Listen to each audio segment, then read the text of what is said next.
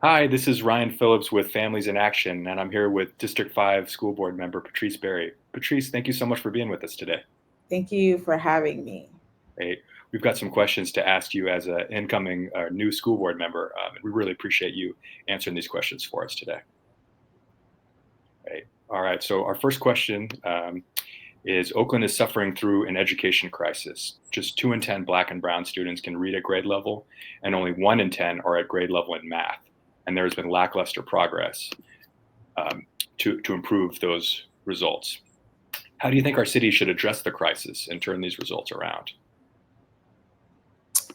Yeah, so I think there are a few high level things that I believe need to happen.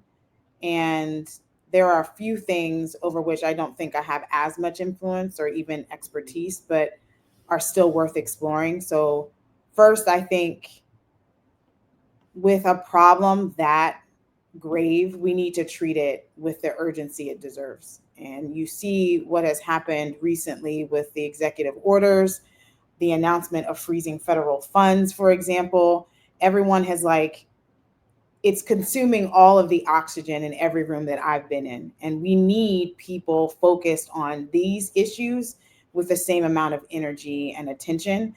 And I think with that, we should see it on every teaching and learning committee agenda meeting. It should show up in every school board meeting agenda.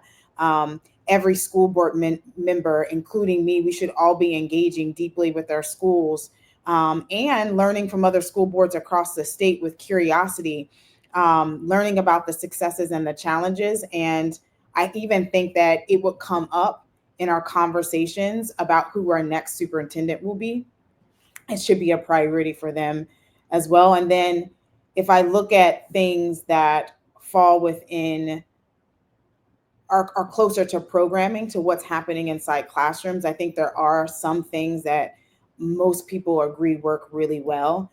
Differentiated instruction, small group, individualized attention, additional time for extra literacy and math practice, reiterating concepts at home. I think all of these things are important, but all of these things also cost money. So, again, if they're not showing up in our school board meetings and being factored into sort of all the conversations we're happening around future superintendent, budget balancing, then it's easy to get lost in sort of like the world of competing priorities. Thank you very much. Our next question is what criteria will you use for approving or denying charter schools?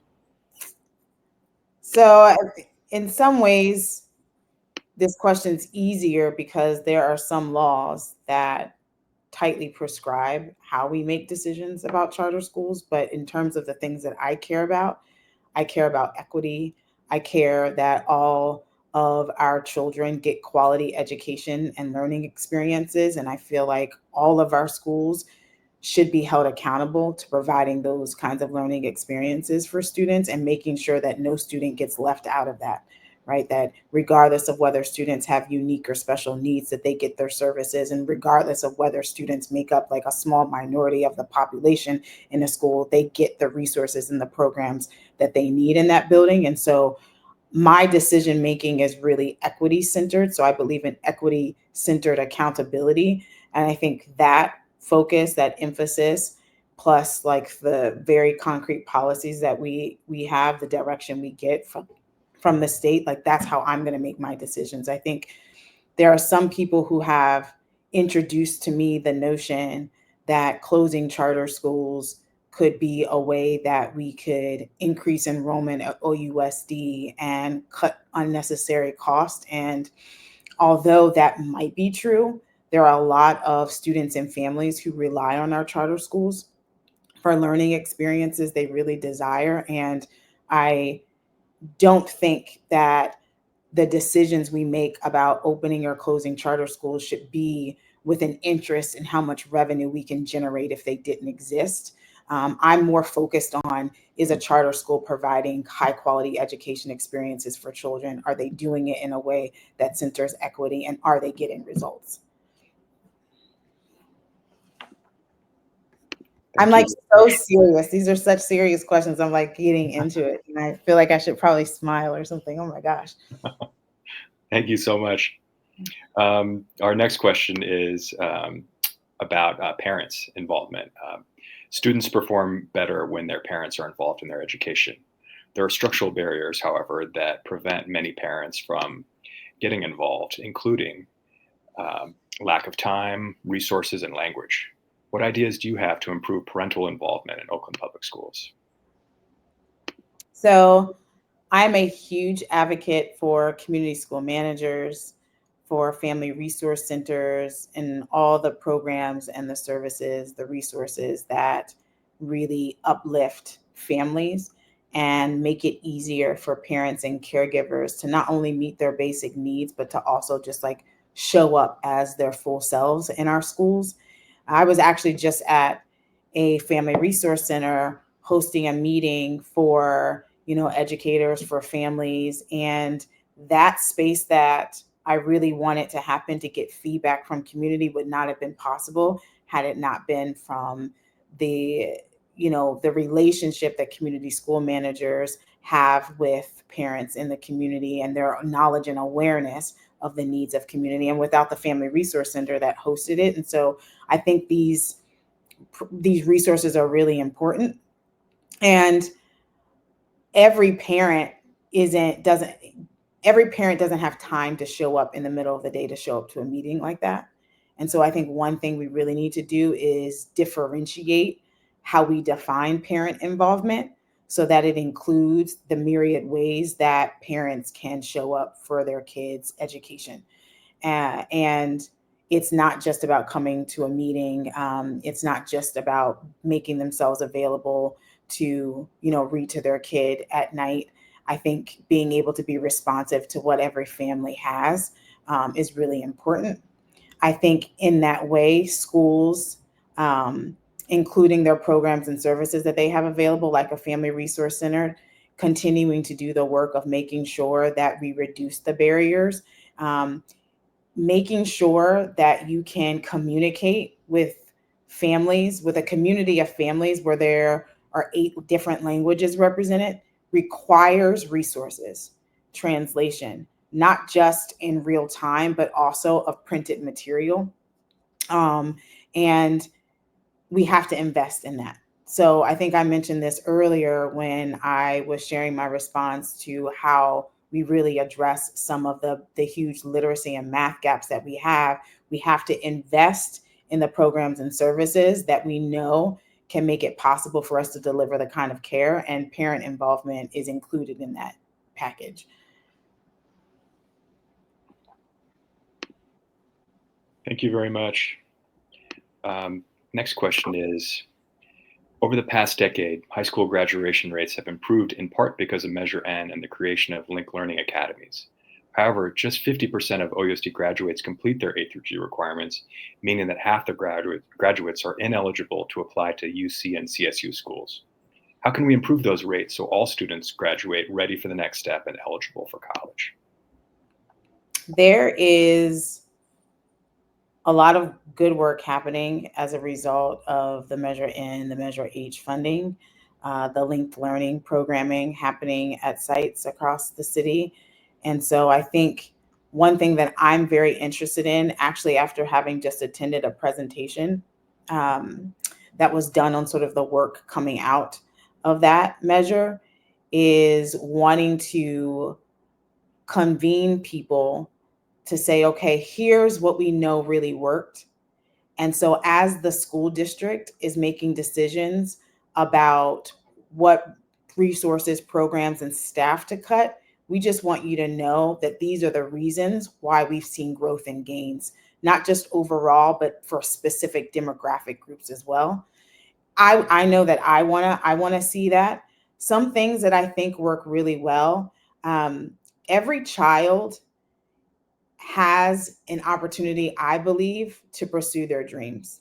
But if we don't even know what students care about and what they're dreaming for, I'm not sure how we can tap into that as we're helping them move through the system of education. And so I would love to see how schools are engaging students in imagination, in dreaming, in goal setting for their future. Those conversations can start very early. I love that Oakland Promises Brilliant Baby program introduces that. I love the K to C program. I love that they even have a model for engaging students very early on and thinking about their journeys. And so I think too often students get to high school and it's the first time they're being asked to think about it. And so they really haven't built up even the internal sort of emotional and intellectual muscle to connect to their academic experiences in a way that's meaningful to them. So starting earlier, I think, is really important. And I even think that there's an opportunity for us to sort of like guarantee that across the city, we're going to do a citywide campaign and make sure that every school can have a fully resourced career day where professionals, role models in their lives and in their communities can show up on school and talk to them about the different careers that they have in construction, in restaurant work. There's like especially at that age, the possibilities are like limitless. And so introducing that early and engaging the city in supporting schools and offering that to students, I think is really important. These are all things that I'm thinking, because I think Link Learning, Measure In, Measure H are doing really powerful work, but these are things that like could make it more sort of like a way for the city to wrap their arms around the mission of making sure that students graduate from OUSD schools college, career, and community ready. I think when I was in the mayor's office, there were a few things that I really wanted to see happen that we're still working on, and that's increasing the rate at which students are able to participate in dual enrollment courses. So being able to experience college level coursework, being exposed to that and to the connection between the coursework and the potential career that they could have, I think is really important. But also it makes a college degree or a CTE credential even cheaper, like way more affordable, because they're getting those courses, getting some of those requirements out of the way as a high school student. And then I also think that we have demonstrated that staffing, college and career and community readiness is really important, but it's not consistent across all sites. And so that's something that I want to make sure happens. Every school should be guaranteed a basic level of support. And again, not just for our high schools, but in our TK8 as well.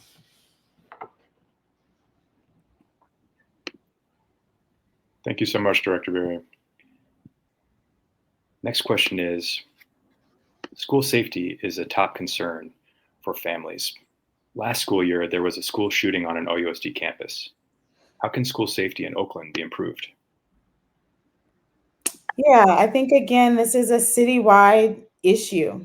It's not just our schools. A lot of the challenges that we see emerging in our school sites are challenges that have their origins outside of the walls of our school building. And so I think climate and public safety and safety in school, those are all things that we should share with our partners across the city, whether they're providing direct services and programs to students and families, or whether they're in leadership at the city council or county level.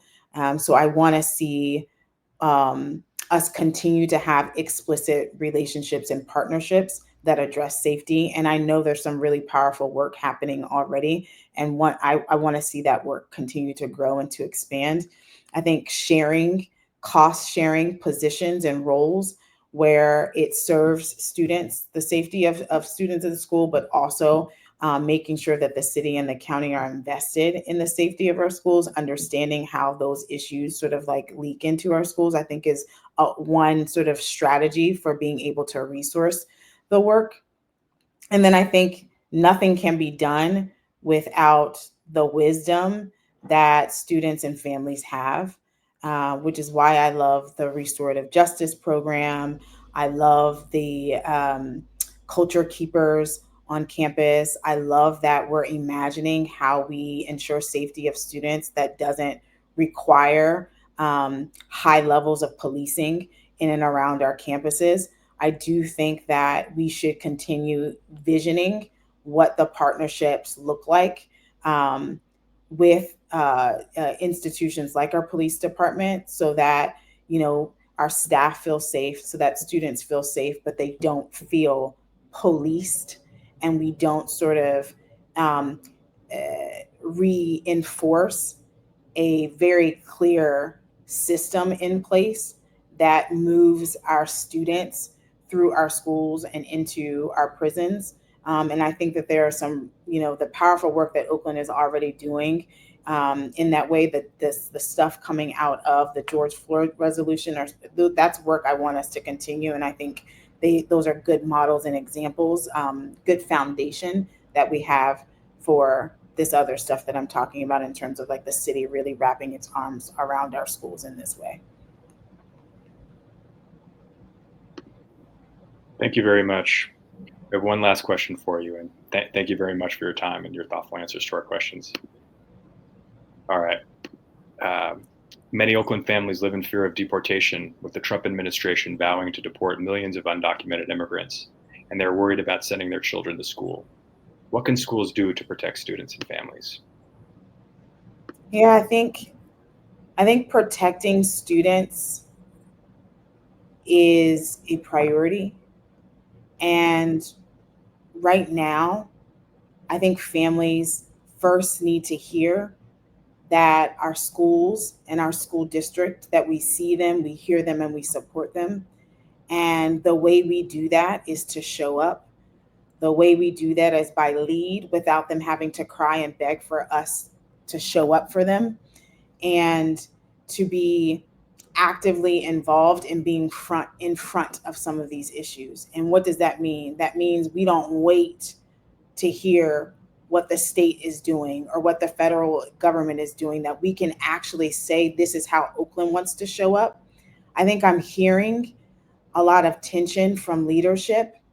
There's a very real concern that pronouncing our protection and our safety of our communities sort of puts a target on our back. And I think that concern is real. But I think that there's a way that we can measure that and still ensure that on the ground, which is where it matters for our students and families, like on the ground, we show up and we're in defense of them. And again, I keep saying this throughout sort of this interview, we have to invest in resources. A lot of what we're talking about, our students and families will need, is communication, effective communication, transparent communication, clear communication, and communication that is in all the languages our immigrant families need them in. And that costs money. And some of our families are on websites and on social media, and they're savvy with phones, and some of our families don't use those platforms and those services. And so we have to also diversify the mechanisms we use to communicate with families. And none of that will be possible if we just own this as a school district responsibility. I think that this is something that, again, we share with the city and with our community partners, especially with the folks who have been able to establish trust with our communities. And one of the things that I'm doing in my district is just listening. If I don't know how families feel, if I don't know what they need, then I can't advocate for them and I can't show up for them. So I think first and foremost, it's listening. I think second, it's showing up. And then I think, especially given all of the tension that we're experiencing and the threats coming from the federal administration, we have to be strategic and savvy about how we get the support to families that they need.